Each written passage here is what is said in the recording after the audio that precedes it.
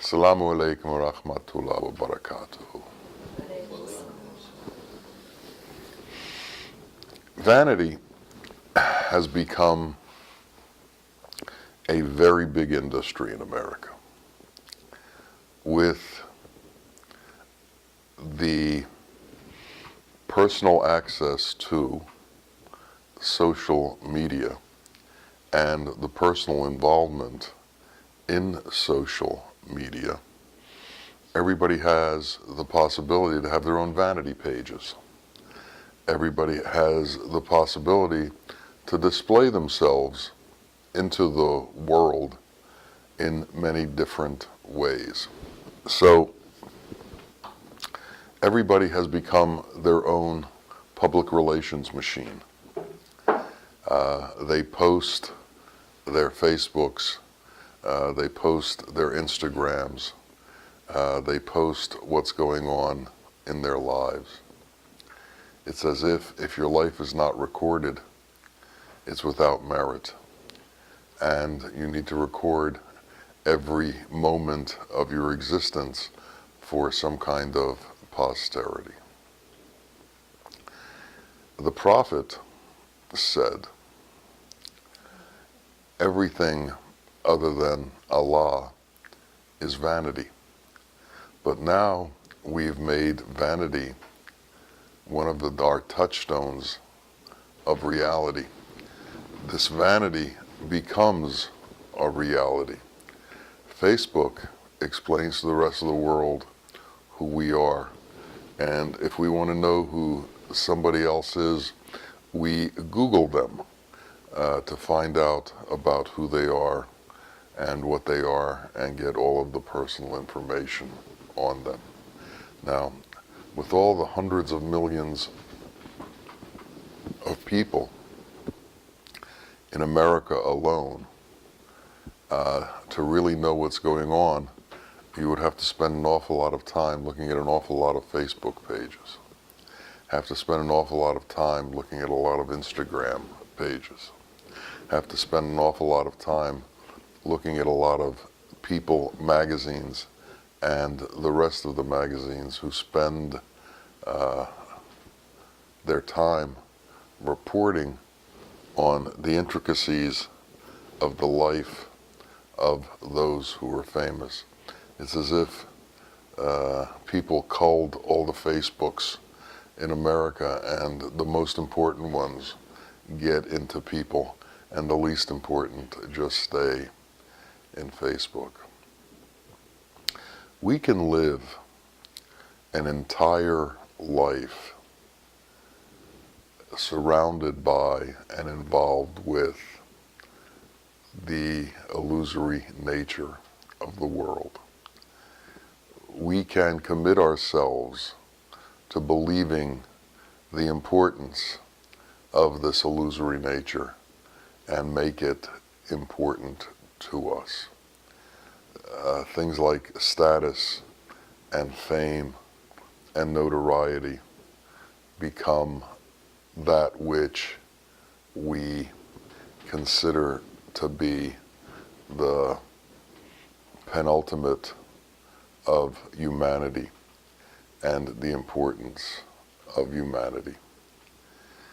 In doing this, we've made some fundamental errors. We have given credence to the creation over the Creator, and we have bowed to the importance of illusion as opposed to the importance of reality. Haq is reality in truth, but to people, they form their own reality and they consider certain things important and certain things not important. But when a statement comes along that says everything but God is vanity, it has to make you reconsider your position in the world, your situation in the world, and your attitude towards the world. So in order to get along within the world, we have to spend time in vanity, or else we would become hermits and leave this existence. But in understanding what we're doing, we can elevate ourselves to be able to interact with it and not give it the credence of importance in our existence. When we deal with the vagaries of what occurs in the world, lots of things begin to happen. If things don't go the way we want, we become upset, we become troubled, we become worried, we become fearful that we can't get what it is we want. The interaction with the world, if we look at it closely, is almost constantly a desire-based interaction.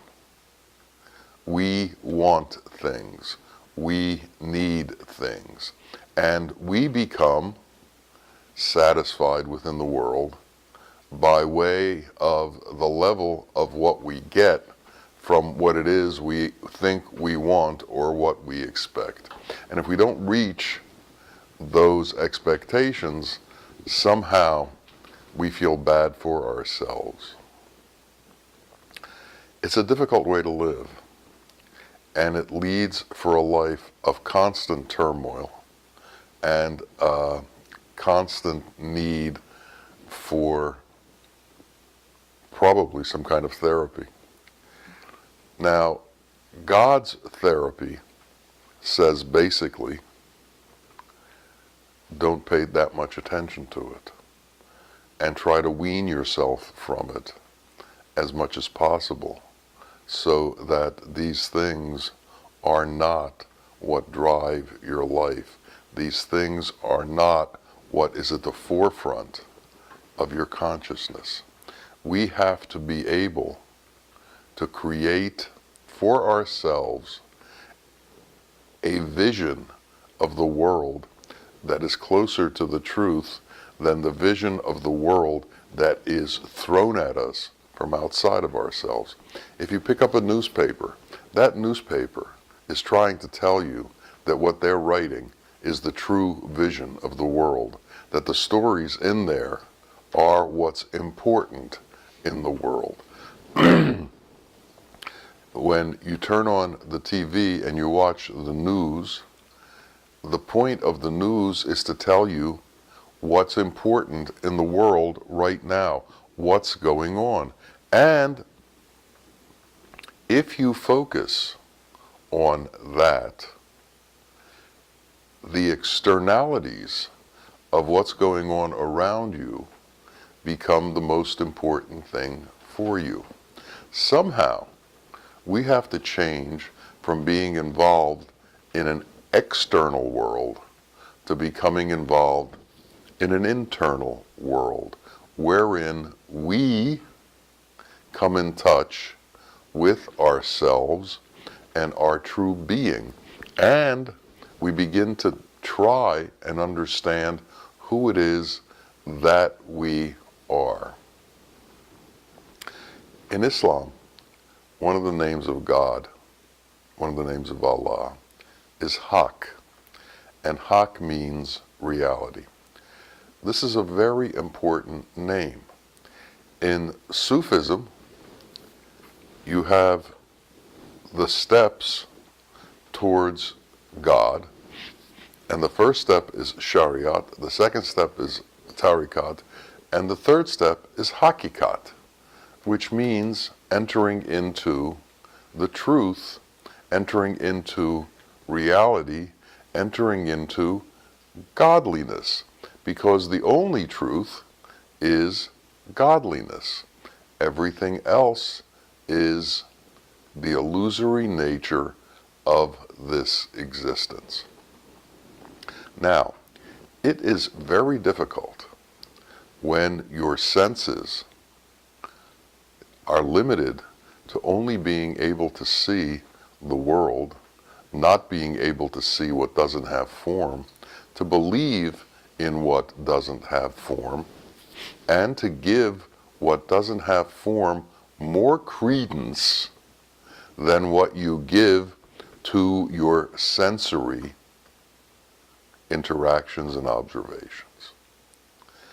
This is a step that you have to take in order to be able to move yourself out of the illusory interaction that you have with things and the overriding importance of this illusory interaction. So, if the status symbols of the world are what you consider most important, then you will be chasing those status symbols your whole life, and reality will never become part of your existence. In the late 1800s, an American economist whose name was Thorstein Veblen, I think he was from Norway, wrote a book called The Theory of Conspicuous Consumption. And he explained in this book how people do things for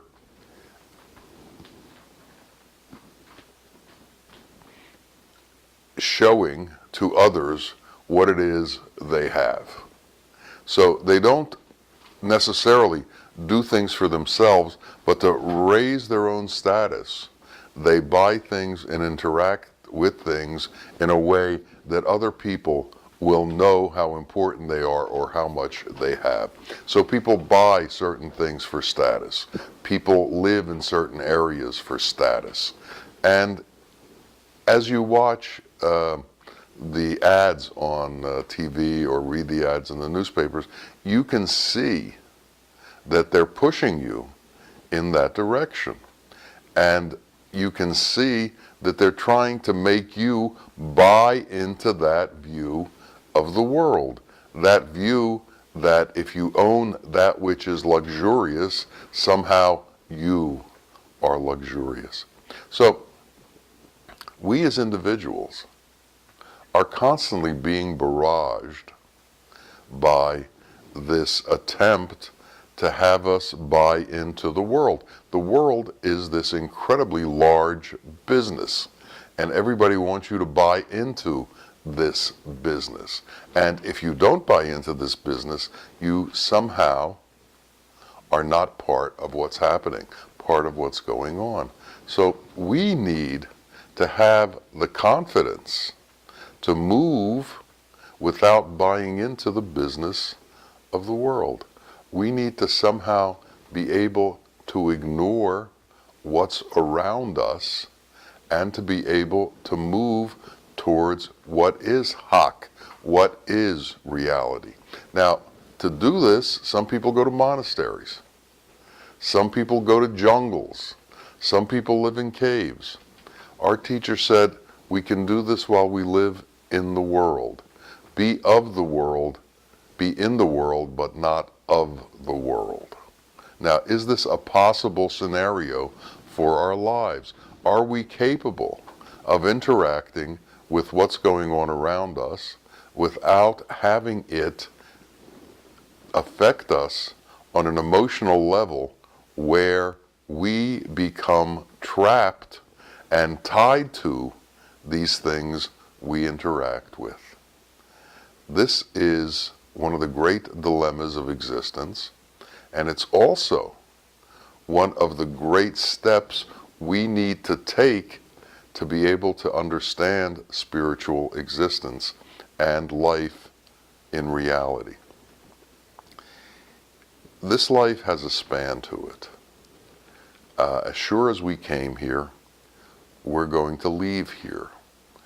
And we are told, and it's requisite among the religions, in Islam, for instance, one of the things you have to believe in is that there's going to be an afterlife, that this isn't the end of time, that when you die, there's going to be a day of judgment, and there's going to be a day of resurrection.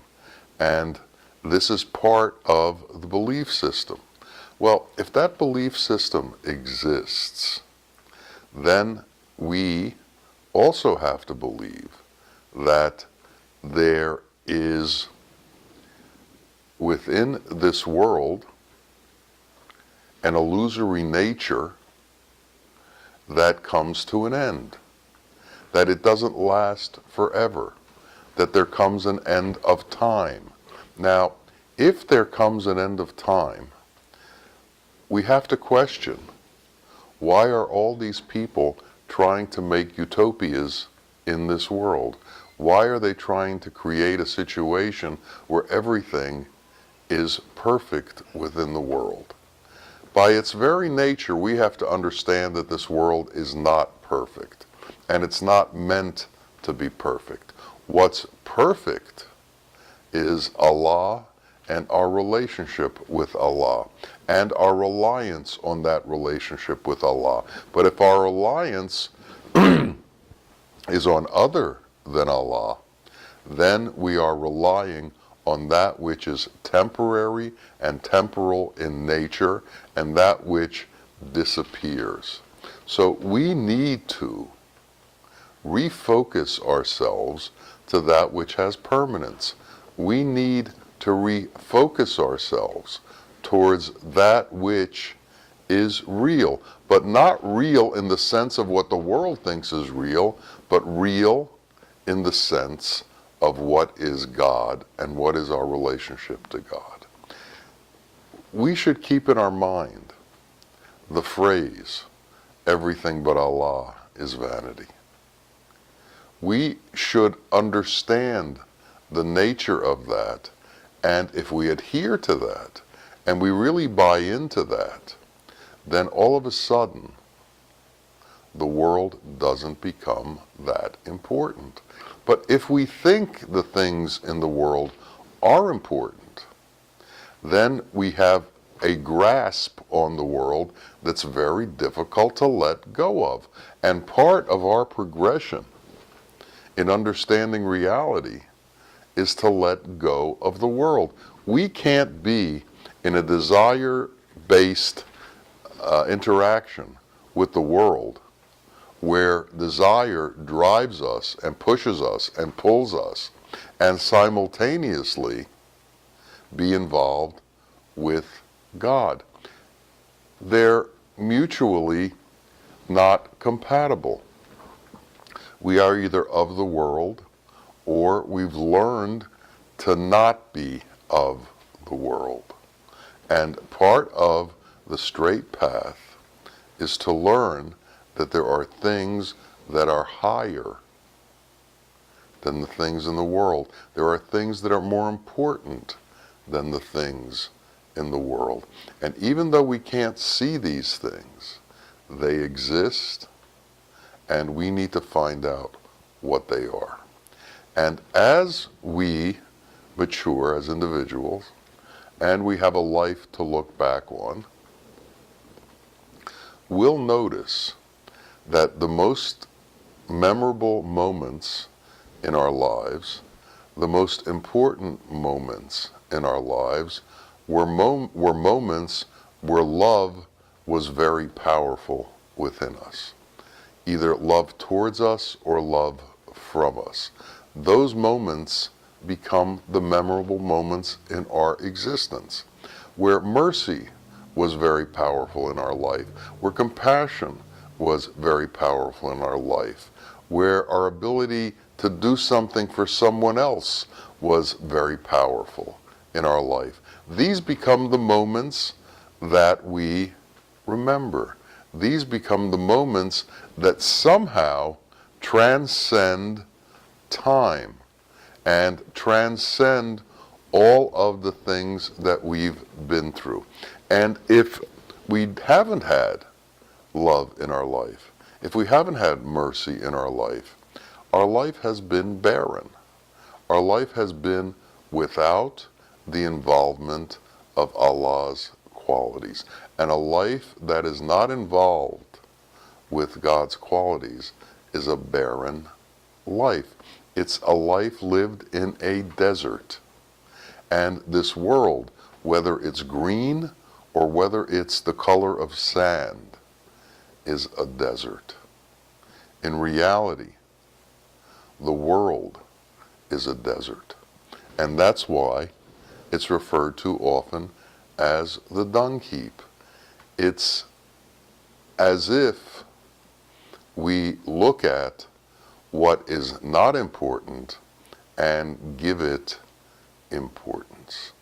It's like the dog who chews on an old bone and breaks it into tiny pieces, and it has no sustenance any longer because it's dried out, but when he eats it, it tears at the skin inside his mouth, produces blood. The dog tastes the blood, and he thinks he's getting some kind of nourishment out of it.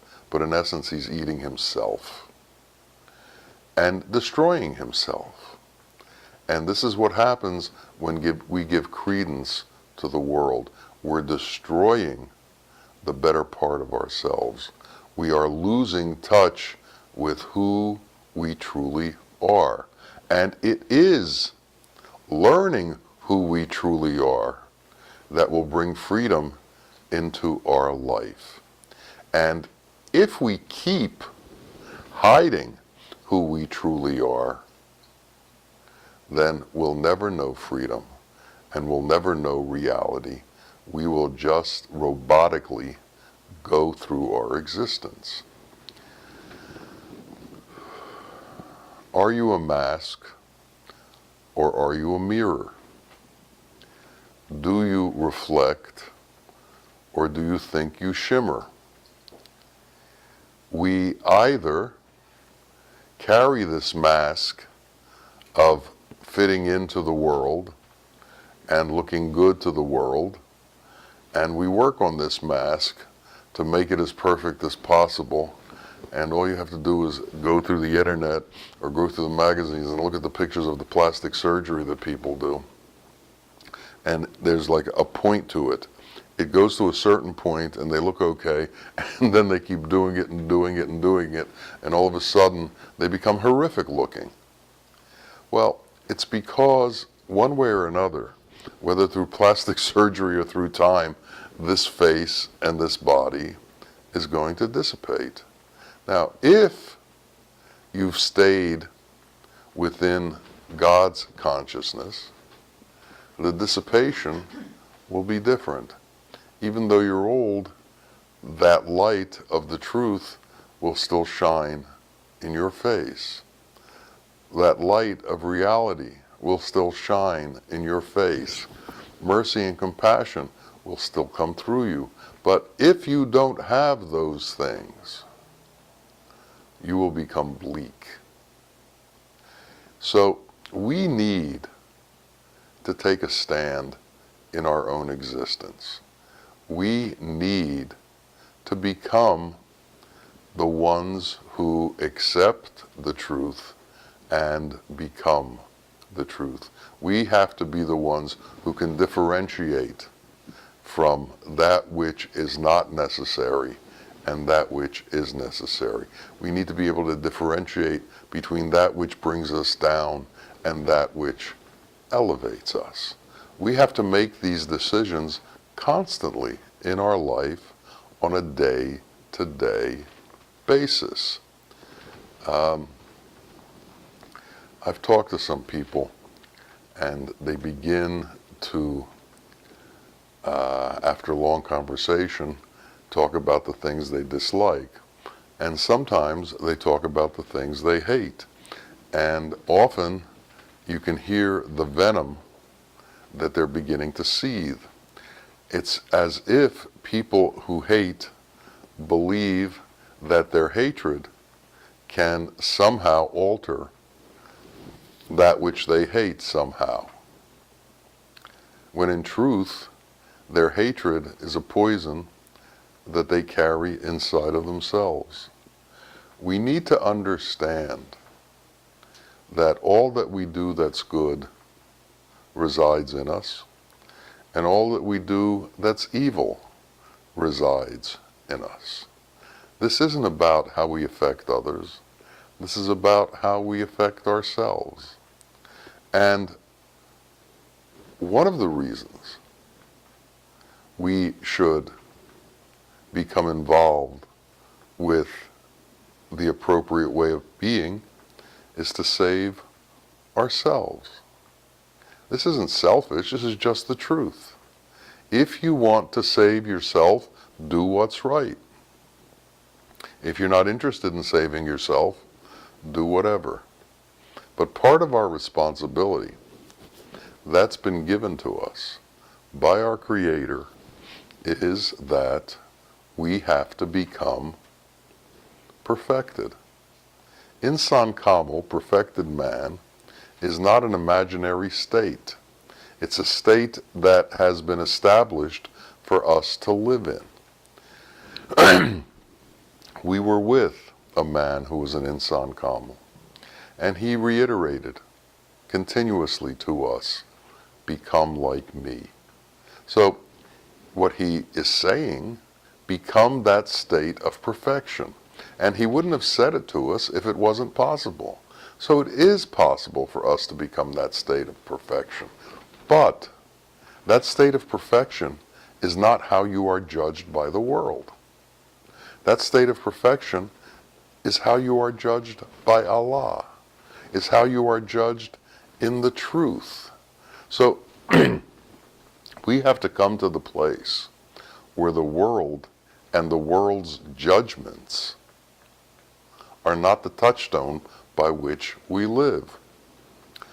We're not in a movie where we read a critique of the movie in the newspaper the next day, and that decides whether or not we're a viable picture. The critique of the world is not the critique that we're looking for. The critique that we're looking for is acceptance by God. And in truth, acceptance by God is much different than acceptance by the world. And we have to know what that difference is. And we need to do what it takes to get that acceptance. Now, we also should understand that for God to accept us, we have to accept Him. And part of our obligation is to interact with Him. If you had a close friend, wouldn't you visit him sometimes? Wouldn't you talk to him sometimes? Wouldn't you interact with him on a regular basis? Well, part of what we need to do is interact with Him on a regular basis.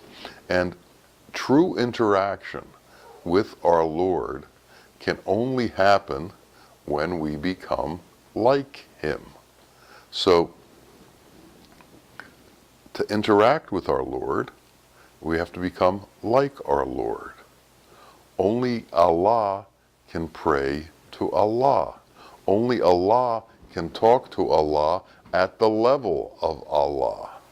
So if we are to truly interact with God, we have to bring ourselves up to that level of haq, that level of reality, that level of hakikat, that level of closeness to God. So we have to redirect, if we haven't already, our life towards that understanding. We have to redirect our life towards coming closer to God. And what do we need to do in order to do that? Well, there are lots of different kinds of things that we can do. But we have to do some of them. We can pray. We can read holy books. We can meditate on the oneness and the unity of existence. We can surrender to God's will and let go of our own will. We can focus on our desire and begin to understand how it acts and learn to ignore it. We can stop reacting to the constant instructions of our mind, which is limited to the intellect and the world. The intellect can't grab God. The intellect can't comprehend God.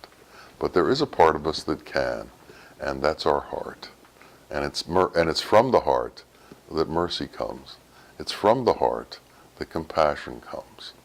The mind is a critic and will constantly be making judgments. We need to go to the place that is without judgment, that is without the need to criticize, that can take things as they are and move forward. We need to do that for ourselves, for the sake of our own souls. And when we do that, for the sake of our own soul, it also becomes an assist to the other souls in our purview. As we become more refined, others can come close to us and become refined by our refinement. When holiness is in a being, that holiness can be felt by everyone around him. And when holiness brings up its qualities into the world, those qualities can be felt by all those who come into contact with it. So, who are we? What are we really? And what is it that we want to be? We have to ask ourselves these questions on a constant basis. And we have to constantly be in a state of trying to purify ourselves and bring us closer to the truth that God placed in this world. It's not hidden. It's just not seeable by our senses. So we have to learn a new way to look and a new way to understand. And may we all come to the point where that sense of understanding the truth is developed in us. Ameen. Ameen. Ya Rabbil Alameen. Assalamu alaikum wa rahmatullahi wa barakatuh.